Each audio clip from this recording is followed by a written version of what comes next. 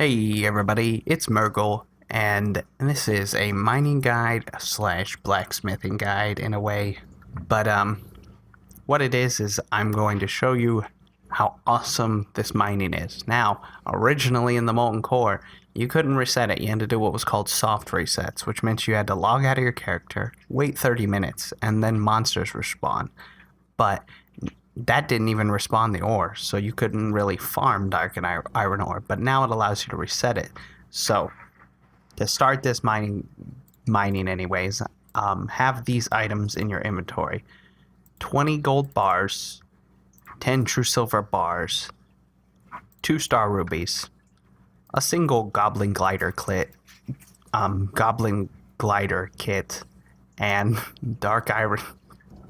Not dark iron ore. That's what we're going to get. I was just testing if you could reset it. I'm sorry.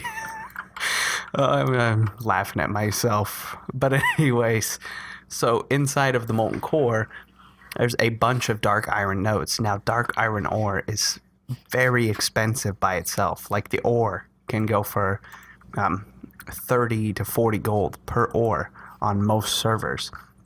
And that means you can farm this fairly efficiently too, because you can reset it. Now, the goblin glider kits, you can use them to skip this part if you really want to, but it's not a big deal. It's just cutting into your profit. Saves you all of a few seconds.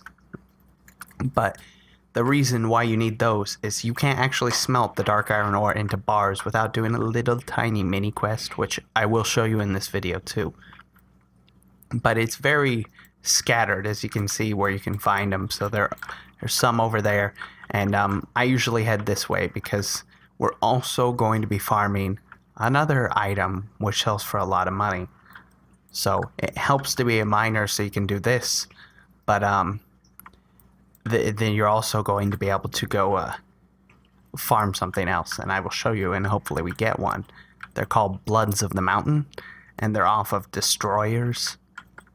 And they're very expensive by themselves because they're used for creating sulfuron, which is the hammer that you use to make the Ragnaros hammer. And that hammer by itself can sell for like 15k, which it also requires dark iron bars, hence why they're so expensive. They're used in a lot of mogs, a lot of different things, and it's just super expensive to get them. But I just go to the ones I see, and then I head down and kill the guys, which can give us the Blood of the Mountains. I knew I'd think of the name in a second. But, okay. So I'm on a class that can obviously vanish because we don't want these guys chasing us forever. But if you're not, and you don't want to go out of your way to get that ore, then don't worry about it.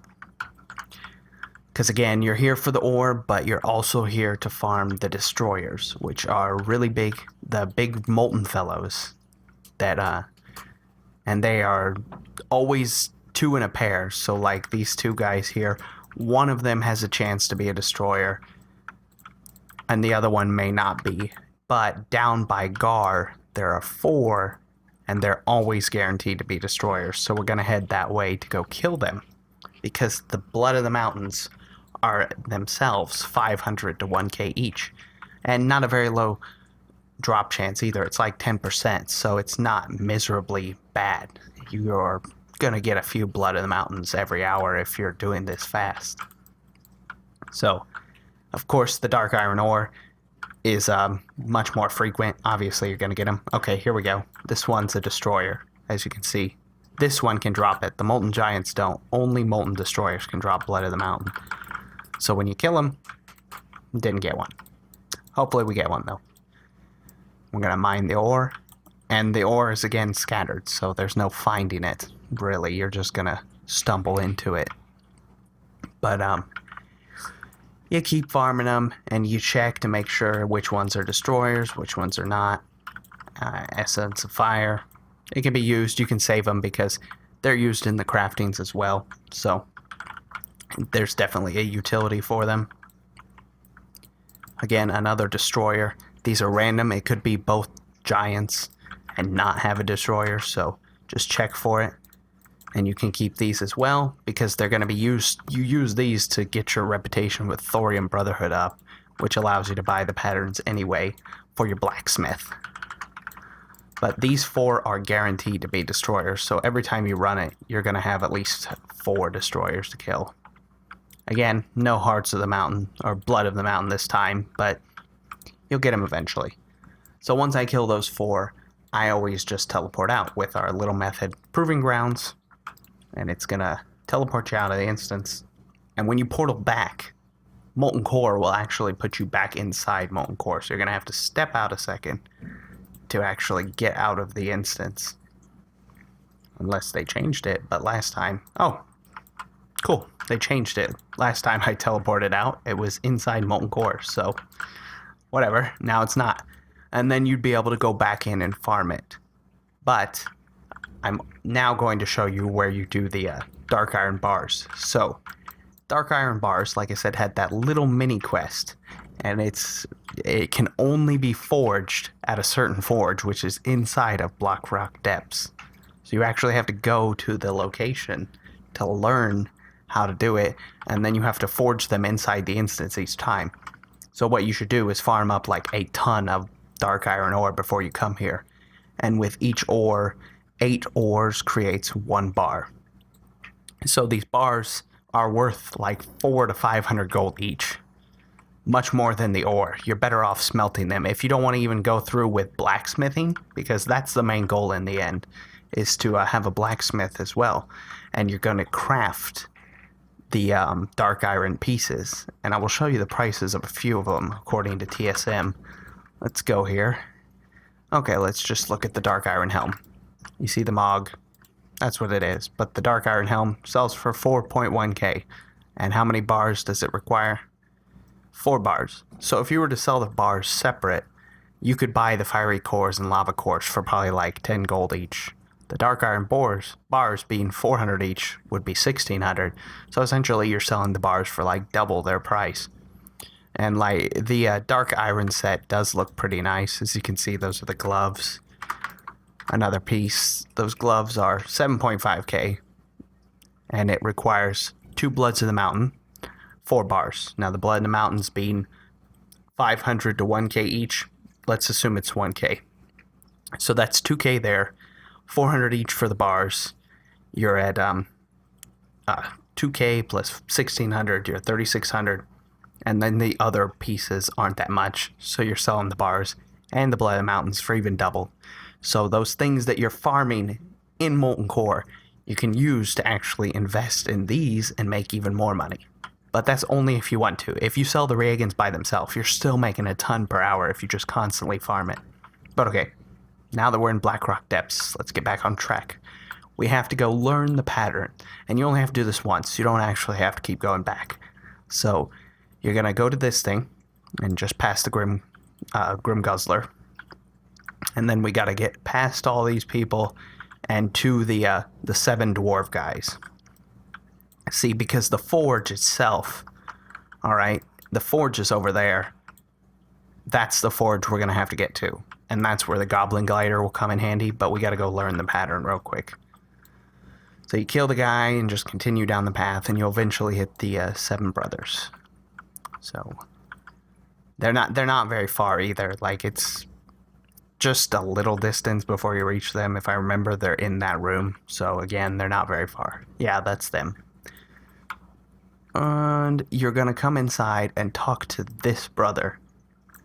This one or this one? I don't remember. It's been so long since I did it. Oh, Gloomrail, tell me your secrets. See, it's this brother, Gloomrail.